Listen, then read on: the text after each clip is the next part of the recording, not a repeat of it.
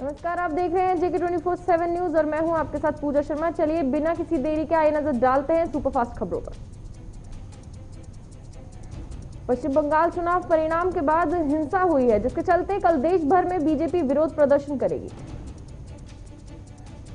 दरअसल बंगाल में यह हिंसा इतनी तेजी से बढ़ी है कि अब तक बंगाल हिंसा में तकरीबन 9 लोगों की मौत हो गई है। भारतीय जनता पार्टी अध्यक्ष जेपी नड्डा आज बंगाल का दौरा करेंगे। इस बीच वो हिंसा में मरने वाले कार्यकर्ताओं को श्रद्धांजलि देंगे। यूपी पंचायत चुनाव में बीजेपी को सियासी तौर पर बड़ा झटका लगा है। अयोध्या से लेकर मथुरा और काशी सहित प्रदेश भर में सपा ने बीजेपी को करारी मात दी है। अयोध्या में पंचायत चुनाव में समाजवादी पार्टी ने अपना परचम लहराया है।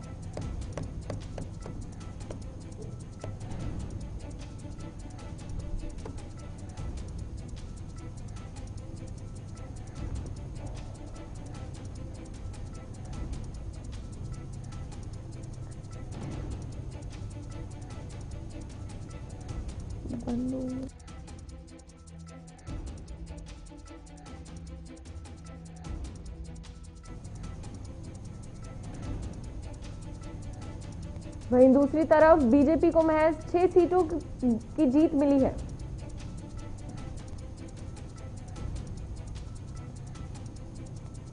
काशी में जिला पंचायत की 40 सीटों में से बीजेपी के खाते में महज 8 सीटें आई हैं और समाजवादी पार्टी ने यहां 14 सीटों पर कब्जा किया है। वहीं अगर बसपा की बात करें तो काशी में बसपा ने 5 सीटों पर जीत हासिल की है। इसके अलावा 3 निर्दलीय प्रत्याशियों को भी जीत मिली है। भगवान कृष्ण की नगरी मथुरा जिले में भी बीजेपी को हार का सामना करना पड़ा है। दरअसल मथुरा में बहुजन समाज पार्टी ने बाजी मारी है। मथुरा में बसपा के 12 उम्मीदवारों ने जीत का परचम फहराया है। बसपा के बाद आरएलडी ने 9 सीटों पर जीत दर्ज की है। वहीं मथुरा में बीजेपी 8 सीटों पर ही सिमट कर रह गई। साथ ही सपा को 1 सीट से काम चलाना पड़ा। उत्तर प्रदेश के मुख्यमंत्री योगी आदित्यनाथ को एक बार फिर जान से मारने की धमकी मिली है। यूपी पुलिस कंट्रोल रूम के व्हाट्सएप नंबर पर यह धमकी दी गई है। धमकी भेजने वाले ने चैलेंज किया है कि 4 दिन में जो कर सकते हो कर लो। यह मामला सामने आने के बाद लखनऊ के सुशांत गोल्फ सिटी थाने में केस दर्ज कर लिया गया है। फिलहाल पुलिस टीम को अलर्ट कर दिया गया है और नंबर की जांच कर आरोपी को गिरफ्तार करने के लिए पुलिस छानबीन में शुरू हो गई है। उत्तर प्रदेश में शराब की बिक्री में कमी आई है, वजह से सरकार को नुकसान उठाना पड़ा है और अब इस नुकसान को पूरा करने के लिए सरकार ने शराब के दाम महंगे कर दिए हैं। शराब के दाम पर अब कोरोना सेस लगाया गया है, यानी शराब के दाम नुकसान के चलते अब महंगे कर दिए गए हैं। आबकारी विभाग की ओर से जारी नए दरों के मुताबिक सामान्य शराब से लेकर प्रीमियम शराब पर 10 रुपए से लेकर 40 रुपए तक का अतिरिक्त चार्ज देना होगा।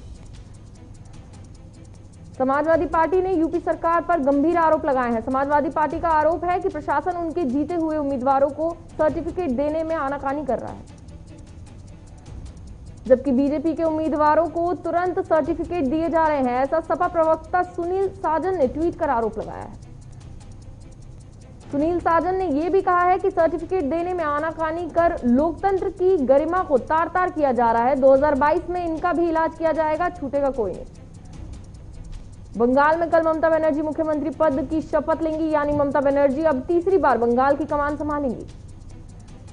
राज्यपाल जगदीप धनखड़ ने यह जानकारी दी है। दरअसल आपको यह भी बता दें कि मंगलवार को ममता बनर्जी ने राज्यपाल से मुलाकात की थी। कोरोना के बढ़ते मामलों को देखते हुए राज्यपाल जगदीप धनखड़ ने शपथ समारोह में कुछ ही व्यक्तियों को उपस्थित रहने के लिए कहा है। देश में पिछले 24 घंटे में कोरोना के 3.69 लाख से अधिक नए केस सामने आए हैं, जबकि 3,449 कोरोना मरीजों की मौत हो गई है। कोरोना से अब तक देश में 2 करोड़ से ज्यादा लोग संक्रमित हो चुके हैं। वहीं कोरोना के एक्टिव मरीजों की संख्या 34 लाख से ज्यादा हो गई है। कोरोना की मार झेल रही राष्ट्रीय राजधानी दिल्ली में 24 घंटे में सबसे ज्यादा मौतें हुई हैं। बीते दिन कोरोना महामारी की चपेट में आए 448 लोगों की जान चली गई है। हालांकि दिल्ली में नए केसों में राहत जरूर आई है। दरअसल दिल्ली में एक दिन में 20,000 से कम नए मामले सामने आए हैं। इसी बीच दिल्ली की केजरीवाल सरकार ने सेना से मदद मांगी है। डिप्टी सीएम मनीष सिसोदिया ने रक्षा मंत्री राजनाथ सिंह को लेटर लिख सेना से मदद की मांग की है। एक तरफ जहां राष्ट्रीय राजधानी दिल्ली में कोरोना महामारी का कहर बरपा हुआ है, तो वहीं महाराष्ट्र में कोरोना के मामलों में मामूली कमी आई है। महाराष्ट्र में नए मामलों की संख्या 50,000 से नीचे होने के साथ मौत के आंकड़े में भी कमी दर्ज की गई है। दरअसल महाराष्ट्र में कोरोना के 48,621 नए मामले सामने आए हैं, जिसके बाद पिछले 24 घंटे में 567 लोगों की मौत हुई। वहीं उत्तर प्रदेश में कोरोना के 29,152 नए मामले सामने आए हैं। साथ ही 24 घंटे में कोरोना से 288 नए मरीजों की मौत हुई। उत्तर प्रदेश में एक्टिव केस की संख्या तकरीबन 2,85,832 हो चुकी है। यानी एक तौर से यूपी में कोरोना का संक्रमण कम होता नहीं देखा जा रहा है। कोरोना के बढ़ते मामलों को देखते हुए अब यूपी में 2 दिनों के लिए लॉकडाउन बढ़ाया गया है। यानी अब गुरुवार सुबह 7 बजे तक बंदी रहेगी। इसके पहले शुक्रवार शाम 8 बजे से मंगलवार सुबह 7 बजे तक लॉकडाउन घोषित किया गया था, जो 2 दिन के लिए और बढ़ा दिया गया है। दिल्ली में सोमवार से 18 वर्ष से अधिक उम्र वालों को अब वैक्सीनेशन शुरू हो गया है। टीकाकरण के लिए दिल्ली के 77 स्कूलों में सेंटर बनाया गया। पहले दिन 18+ वैक्सीनेशन अभियान में कई सेंटर्स पर लंबी लंबी लाइनें देखने को मिली। यानी इस दौरान लोगों में काफी उत्साह देखने को मिला। जबकि मध्य प्रदेश में 5 मई से वैक्सीनेशन का तीसरा चरण शुरू हो जाएगा। हालांकि कई राज्य अभी ऐसे हैं जहां 18+ वैक्सीन अभी शुरू नहीं की गई है। तीसरे चरण के लिए मध्य प्रदेश को 5 करोड़ 19 लाख डोज की जरूरत होगी। फिलहाल 5 मई से यहां वैक्सीनेशन का तीसरा चरण शुरू हो जाएगा। इसी बीच राज्य सरकार ने भी बयान दिया है। दरअसल राज्य सरकार ने कहा है कि तीसरे चरण में 18 से 44 साल के लोगों को भी टीका मुफ्त में लगाया जाएगा।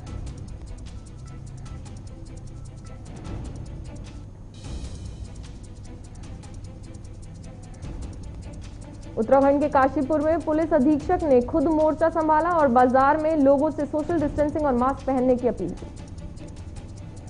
नैनीताल के आईजी बॉर्डर पर चल रही गतिविधियों का औचक निरीक्षण किया और पुलिस प्रशासन का दिशा निर्देश देते हुए कहा कि लोगों से कोविड-19 की गाइडलाइंस का सख्ती से पालन किया जाए।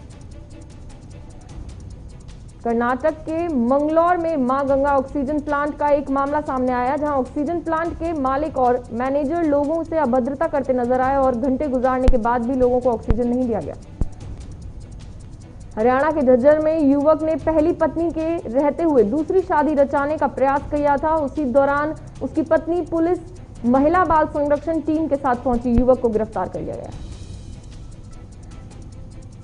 हरिद्वार के योग माता पायलित बाबा हॉस्पिटल में रेमडेसिविर का कालाबाजारी मामला सामने आया है, जहां पुलिस ने मौके पर पहुंचकर अस्पताल के डॉक्टर और 3 लोगों के खिलाफ मुकदमा दर्ज किया है। हरियाणा के बहादुरगढ़ में फैक्ट्री में लगी भीषण आग से लाखों रुपए का कच्चा और तैयार माल जलकर खाक हो गया है। मौके पर पहुंची पुलिस और फायर ब्रिगेड आग को बुझाने में जुटी हुई है। कर्नाटक के चामराजनगर में ऑक्सीजन सप्लाई बंद हो जाने से लोगों की मौत हो रही है, जिसके जिम्मेदार प्रदेश में कांग्रेस कमेटी ने भाजपा सरकार को ठहराया है। कर्नाटक के बीजापुर में राज्य के खनन मंत्री ने ऑक्सीजन और इंजेक्शन सप्लाई कराने का आश्वासन दिया। साथ ही रेमडेसिविर इंजेक्शन के डोज लेने में सावधानी बरतने की बात कही। कर्नाटक में कपड़ा और अल्पसंख्यक मंत्री ने 2 कोविड सेंटर को शुरू किया, जिसमें 3 वेंटिलेटर और कई सारे ऑक्सीजन भी वितरण किए हैं। कर्नाटक के बेंगलुरु में कांग्रेस कमेटी ने 50 बेड्स का अस्पताल खोला, जिससे कि आर्थिक स्थिति में कमजोरी और लोग स्वास्थ्य चिकित्सा ले सकेंगे। उत्तराखंड के माड़ा में सीमा सड़क संगठन बीआरटीएफ के कमांडर ने साइकिल रैली निकाली और लोगों को बढ़ते कोरोना वायरस के रोकथाम के लिए जागरूक किया। प्रधान संगठन ने खंड विकास अधिकारी ने सूबे के मुख्यमंत्री के नाम बहिष्कार का ज्ञापन दिया। हरिद्वार के चंडी देवी जंगलों में भीषण आग लगने से हड़कंप मच गया। आग लगने से लाखों रुपए जलकर राख हो गए। वन विभाग की टीम आग बुझाने में जुटी हुई है। हरियाणा के मुख्यमंत्री मनोहर लाल पलवल ने पलवल के नागरिक अस्पताल में स्वास्थ्य सेवाओं का जायजा लेने पहुंचे और जिले में 100 कोविड बेड बढ़ाने का प्रस्ताव को मंजूरी। यूपी के लखनऊ में चोरों के हौसले बुलंद होते जा रहे हैं। आपको बता दें कि नगर निगम का सड़क पर लगा डस्टबिन रात के अंधेरे में चोर ले गए। यूपी के लखनऊ में जूते चप्पल के गोदाम में भीषण आग लगी है। गोदाम के अंदर काम कर रहे 8 से 10 लोगों को सुरक्षित बाहर निकाला गया है। यूपी के लखीमपुर में एक महिला का गला रेतकर हत्या कर शव को गन्ने के खेत में फेंक दिया। सूचना मिलते ही मौके पर पहुंची पुलिस मामले की जांच कर रही है। हिमाचल प्रदेश के सोलन में निजी बस ऑपरेटरों की हड़ताल होने से सवारियों को परेशानियों का सामना करना पड़ रहा है। उत्तराखंड के जिला पंचायत सदस्य ने निःशुल्क एम्बुलेंस सेवा का शुभारंभ करके बताया कि एम्बुलेंस जरूरी है, साथ ही फ्री सेवा भी दी गई है। इस दौरान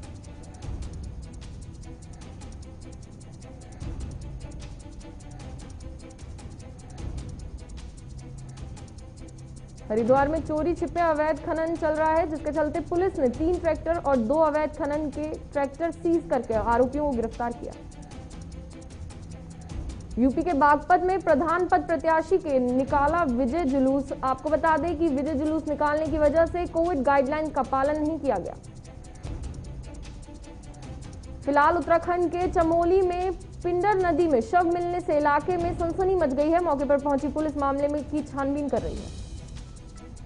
राजस्थान के भीलवाड़ा में जिला पुलिस अधीक्षक ने कोरोना महामारी के संक्रमण प्रसार रोकने के लिए राज्य रेड अलर्ट के तहत गाइडलाइन जारी की और लोगों से संदेश दिया कि घरों में सुरक्षित रहें। यूपी के मुजफ्फरनगर में प्रधान पद के प्रत्याशी कोरोना गाइडलाइन की जमकर धज्जियां उड़ाते नजर आए। आपको बता दें कि सुप्रीम कोर्ट और राज्य सरकार के सख्त आदेशों के बाद भी विजय जुलूस निकाला जा रहा है। राजस्थान के जोधपुर में 17 मई तक महामारी रेड अलर्ट जन अनुशासन पखवाड़े के प्रतिबंध और बढ़ा दिए गए हैं। आपको बता दें कि बेवजह घूमने वाले लोगों पर सख्त कार्रवाई की जाएगी। उत्तराखंड के पौड़ी में कोविड कर्फ्यू और सोशल डिस्टेंसिंग का पालन नहीं कर रहे हैं, तो वहीं जिला प्रशासन जनता से कोविड नियमों का पालन करने के लिए बार बार अपील कर रही है। हरियाणा के कैबिनेट मंत्री ने ऑक्सीजन गैस प्लांट का दौरा करके ऑक्सीजन का ब्यौरा लिया और बताया कि जिले में 16 टन ऑक्सीजन आ रही है। हरियाणा का पानीपत में निजी अस्पताल में ऑक्सीजन की किल्लत को लेकर मरीज परेशान है। मरीज ने परिजनों का कहना है कि अस्पताल में भर्ती 16 मरीजों की ऑक्सीजन ना मिलने से जान जा सकती है। उत्तराखंड के ऋषिकेश में 500 बेड के कोविड अस्पताल के निर्माण का कार्य शुरू हो गया है। आपको बता दें कि सरकार ने डीआरडीओ को 25 के अंदर हॉस्पिटल के निर्माण का कार्य सौंपा है। राजस्थान के जैसलमेर में पंचायत समिति ने कोरोना महामारी के संक्रमण प्रसार रोकने के लिए राज्य रेड अलर्ट जन अनुशासन पखवाड़ा के तहत गाइडलाइन जारी की है। शेयर बाजार भारी गिरावट के साथ सेंसेक्स में 604.58 अंकों की भारी गिरावट के साथ 48,177 दशमलव के स्तर पर खुला है। वहीं 82 शेयरों में कई बदलाव नहीं हुए। पेट्रोल डीजल के दामों में कई दिनों से कोई बदलाव नहीं हुआ है। पेट्रोल 90.40 रुपए प्रति लीटर और डीजल 80.73 रुपए प्रति लीटर के हिसाब से बिक रहा है। अर्थव्यवस्था के लिए राहत भरी खबर आई है। मार्च के बाद अप्रैल में भी निर्यात बढ़ा। चालू वित्त वर्ष के शुरुआती महीने अप्रैल में निर्यात में पिछले साल के मुकाबले बढ़ोतरी दर्ज की गई। निर्यात में लगातार तेजी जारी है। अप्रैल में 197% निर्यात बढ़ा है। इस साल अप्रैल में कुल 30.21 अरब डॉलर का निर्यात किया गया है। देश के सबसे बड़े कर्जदाता भारतीय स्टेट बैंक ने इकोनॉमी का वृद्धि देने के लिए समर्थन देने के लिए ब्याज दरों के साथ संभव निचले स्तर पर बनाए रखने का वादा किया है। एसबीआई ने हाल ही में होम लोन पर ब्याज दरों को घटा दिया है। एसबीआई ने एक विज्ञप्ति जारी कर बताया है कि अब बैंक की होम लोन पर ब्याज दरों की शुरुआत 6.70% हो रही है। जीएसटी रिटर्न पर लेट फाइन में लोगों को बड़ी राहत मिली है। कारोबारियों को मार्च और अप्रैल के जीएसटी रिटर्न में देरी पर लगने वाले ब्याज और लेट फीस से छूट दे दी गई है। जिन कारोबारियों का सालाना कारोबार 5 करोड़ से अधिक का है, उन्हें जीएसटी रिटर्न भरने की आखिरी तारीख से लेकर अगले 15 दिनों तक 18% की जगह सिर्फ 9% की दर से शुल्क देना होगा। देश की सबसे सस्ती इलेक्ट्रिक एसयूवी पर बुल बार को लेकर परेशान हुए टाटा के पूर्व डिजाइनर प्रताप बोस ने कहा कि लोगों की जान जा सकती है। सुजुकी गिक्सर 250 और गिक्सर SF 250 के इंजन में खराबी आई है। कंपनी ने रिकॉल का किया है ऐलान। दुनिया भर में कोरोना का कहर लगातार जारी है। पूरी दुनिया में कोरोना के कुल 15,18,03,822 मरीज आए हैं। दुनिया में लगातार कोरोना से मरने वालों की संख्या में बढ़ोतरी हो रही है। दुनिया भर में कोरोना से 31,86,538 लोगों की मौत हो चुकी है। चीन को एक झटका लगा है। दरअसल ऑस्ट्रेलिया के बाद कई और देश भी चीनी प्रोजेक्ट BRI से हट सकते हैं। चीन के BRI प्रोजेक्ट के नाम पर सैन्य मौजूदगी बढ़ाने और कई मनमानी शर्तें थोपने के कारण इससे जुड़े अधिकतर देश अब खुद को फंसा हुआ महसूस कर रहे हैं, जिसके बाद कई देशों ने हटने का फैसला किया है। 4 अंतरिक्ष यात्रियों को लेकर धरती पर आया स्पेसएक्स कैप्सूल। मेक्सिको की खाड़ी में उतरा स्पेसएक्स कैप्सूल। नॉर्थ कोरिया ने अमेरिका को धमकी दे दी है। नॉर्थ कोरिया ने कहा है कि अमेरिका को बहुत गंभीर स्थिति का करना पड़ेगा सामना। अमेरिकी राष्ट्रपति बाइडेन ने अपने पहले संबोधन में नॉर्थ कोरिया और ईरान के परमाणु कार्यक्रमों को अमेरिका और विश्व की सुरक्षा के लिए एक गंभीर खतरा बताया था। नेपाल के प्रधानमंत्री ओली 10 मई को निचले सदन में विश्वास मत पेश करेंगे। सदन में 275 सीटों में से ओली के नेतृत्व वाली CPIN UML के पास 121 सीटें हैं और विपक्षी नेपाल कांग्रेस के पास 63 सीटें हैं। पाकिस्तान में पत्रकारों पर हमले के मामले में 40% की बढ़ोतरी आई है। दरअसल इससे और ज्यादा घटनाएं इस्लामाबाद की हैं। फरहान अख्तर की स्पोर्ट्स ड्रामा फिल्म तूफान की रिलीज को कोरोना वायरस महामारी के चलते ध्यान में रखते हुए टालने का फैसला किया गया है। 21 मई को OTT पर रिलीज होनी थी। नवाजुद्दीन सिद्दीकी ने हाल ही में मालदीव में छुट्टियां मना रही बॉलीवुड सेलेब्स को खरी खोटी सुनाई है, लेकिन अब एक्ट्रेस डोनल बिष्ट ने नवाजुद्दीन के बयान पर पलटवार किया है। 24 घंटे में 2 कारोबारियों की खो चुकी है भूमि पेडनेकर। दरअसल सोशल मीडिया पर अब भूमि ने मौसी के लिए मदद की गुहार लगाई। उन्होंने लिखा है कि मुझे दिल्ली NCR में अपनी मौसी के लिए एक वेंटिलेटर की जरूरत है। मनोज बाजपेयी की web series the family man 2 के फैंस का इंतजार अब खत्म होने जा रहा है। यह वेब सीरीज अब जून के महीने में Amazon प्राइम पर रिलीज होगी। प्रियंका चोपड़ा सोनू सूद के पक्ष में आई और कोविड-19 महामारी में अनाथ हुए बच्चों के लिए मुफ्त शिक्षा की मांग की। कोरोना के चलते BCCI एक ही मशहूर में मैच करा सकता है और जल्द इसकी घोषणा हो सकती है। टूर्नामेंट कैंसिल होने पर BCCI को 2000 करोड़ का नुकसान संभव माना जा रहा है। वहीं इस साल T20 वर्ल्ड कप से करोड़ों की कमाई भी अटकी है। कोरोना के चलते टूर्नामेंट के बाकी मैच रद्द करने की मांग की जा रही है। दरअसल पिटिशनर ने कहा है कि पब्लिक हेल्थ क्रिकेट से ज्यादा जरूरी है। चेन्नई के बॉलिंग कोच समेत 2 और स्टाफ संक्रमित पाए गए हैं। पंजाब किंग्स के भी एक खिलाड़ी के संक्रमित होने की खबर आई है। जिस तरह पाकिस्तान क्रिकेट बोर्ड को कोरोना के चलते पाकिस्तान सुपर लीग रद्द करनी पड़ी थी, उसी तरह BCCI को भी इंडियन प्रीमियर लीग के लिए ऐसा फैसला लेना पड़ सकता है।